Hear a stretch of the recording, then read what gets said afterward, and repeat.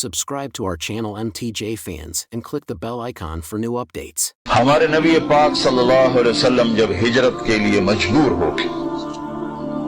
اس دعوت کی محنت میں ایک وقت ایسا آتا ہے کہ قوم ہی مخالف ہو جاتی، تو اللہ کے نبی مکہ میں تھے تو بیت اللہ میں آتے تھے، نمازیں پڑھتے تھے، نفل تھی، فرض نماز تو تھی نہیں۔ پھر حضرت حمزہ نے کلمہ پڑھا، حضرت عمر نے پڑھا، تو پہلی دفعہ مسجد میں نماز پڑھی، جو نفل ہی تھی، فرض نہیں تھی۔ لیکن پھر بھی جب زیادہ ہو گیا کام اور رہنا مشکل ہو گیا تو آپ نے ہجرت کا ارادہ کیا۔ ادھر حضرت ابو طالب فوت ہو گئے تو ان کی وفات سے جو باہر پروٹیکشن تھی وہ ختم ہو گئی، ادھر حضرت خدیجہ فوت ہو گئی ایک ہی مہینے میں 10 دن کے اندر، پہلے چچا پھر بیگم، تو باہر کا آسرا بھی ختم ہو گیا، اندر کا آسرا بھی ختم ہو گیا۔ تو باہر چچا سینہ سپر تھے، اندر حضرت خدیجہ زخموں پہ مرہم رکھتی تھی، تو جب آپ دونوں طرف سے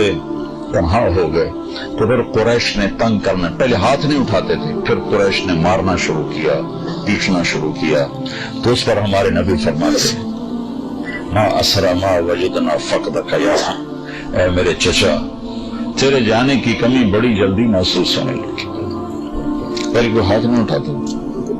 اور پیٹ، پتھر، گھوڑے، گردن میں چادر ڈال کے عقبہ نے جو مروڑنا شروع کیا، آنکھیں باہر نکل، بے بسی کے ساتھ،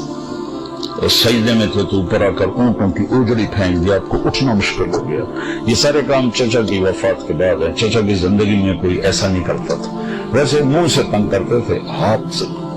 کوئی نہیں اٹھاتا۔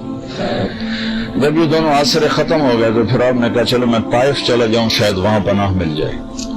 وہاں تشریف لے گئے تو انہوں نے وہ حال کیا تو 3 میل اللہ کے نبی کو تو پتھر پڑے، اور آپ گرتے تھے اٹھتے تھے۔ تو جب آپ واپس پہنچے تو آپ کو مکے میں داخل ہونے کی ہمت نہیں رہی، تو آپ نے سہیل بن عمر کو پیغام بھیجا مجھے پناہ دو، میں اندر آنا چاہتا ہوں، اس نے انکار کر دیا۔ پھر آپ نے اخنس بن شریک کو پیغام دیا کہ مجھے پناہ دو، میں اندر آنا چاہتا ہوں، اس نے انکار کر دیا، پھر آپ نے مطعم بن عدی کو پیغام بھیجا کہ میں اندر آنا چاہتا ہوں، مجھے پناہ دو، تو پھر مطعم اپنے بچوں کو لے کر گیا اور آپ کو لایا اور کہا کہ میں نے ان کو پناہ دی ہے، ان پر کوئی ہاتھ نہ اٹھائے۔ تو حالات ایسے ہو گئے تھے کہ رہنا بڑا مشکل ہو گیا تھا، تو آپ نے پھر حج کے دنوں میں حاجیوں میں گشت کرنے شروع کیے کہ کوئی مجھے ساتھ لے جائے اور میں اللہ کا پیغام پہنچاؤں۔ تو سب سے زیادہ جو دکھ والی بات آپ سنتے تو یہ ہوتی تھی کہ قبیلے والے پوچھتے تیری قوم کا تیرے ساتھ کیا معاملہ ہے، تو آپ فرماتے انہوں نے تو جھٹلا دیا ہے، تو وہ کہتے جب تیری قوم نے تجھے جھٹلایا ہے تو ہم تجھے سچا کیسے جانے۔ پھر آپ بڑے دکھی دل کے ساتھ واپس آتے، کیا گزرتی ہوگی اللہ کے نبی کے دل پر، اللہ کائنات کی افضل ترین ہستی، وَأَحْسَنَ مِنْكَ لَمْ تَرَ قَطُّ عَيْنٌ، یا رسول اللہ آپ جیسا حسین کسی آنکھ نے نہیں دیکھا، نہ میری آنکھ نے دیکھا۔ فَأَجْمَلَ مِنْكَ لَمْ تَلِدِ النِّسَاءُ،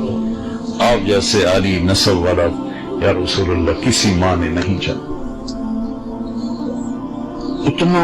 فَكَانَ قَابَ قَوْسَيْنِ أَوْ أَدْنَىٰ، اتنے اونچے مقام والے۔ بنو حنیفہ کو دعوت دی، انہوں نے گالیاں نکالی، آپ اونٹنی پہ سوار ہوئے، اونٹنی کھڑی ہوئی تو اس نے پیچھے سے نیزہ مارا ابن بجیرہ نے، تو آپ اونٹنی سے گر کر زمین پر آئے، یوں گرے، چٹانوں کے اوپر گرے۔ یہ وہ ہے جس کے چہرے کی اللہ نے قسمیں کھائیں، والضحیٰ،